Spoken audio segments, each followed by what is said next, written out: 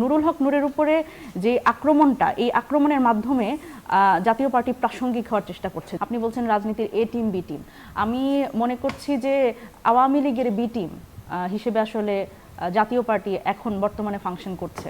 এবং আমরা যখন দেখি যে নুরুল হক নূরের উপরে একজন ডাকসুর ভিপি, দেখেন নুরুল হক নূরের উপরে যেই হামলাটা হলো, সেখানে যখন আসলে আমরা দেখলাম যে তারা তো একটা রাজনৈতিক, আমার সহ আলোচক ভাই তারা কিন্তু দীর্ঘদিন রাজনৈতিক তাদের সংগ্রাম চালিয়েছে। একটা রাজনৈতিক মিছিল যখন যায় একটা পার্টি অফিসের সামনে দিয়ে, এটা তো কোনো অপরাধ না।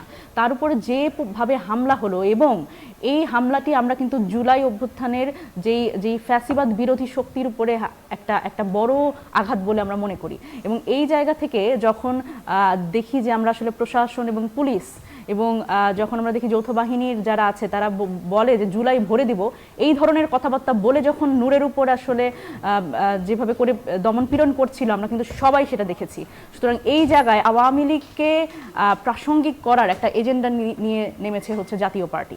তো সেই জায়গা থেকে আসলে আমি যেটা বলতে চাই যে অবশ্যই এটা আমরা বি টিম হিসেবে ধরতে পারি। এবং তাছাড়া বিভিন্ন সময় দেখেন নুরুল হক নূরের উপরে যে আক্রমণটা, এই আক্রমণের মাধ্যমে জাতীয় পার্টি প্রাসঙ্গিক হওয়ার চেষ্টা করছে, যেখানে কিন্তু আসলে জাতীয় পার্টি গণ অভ্যুত্থানের পরাজিত শক্তি।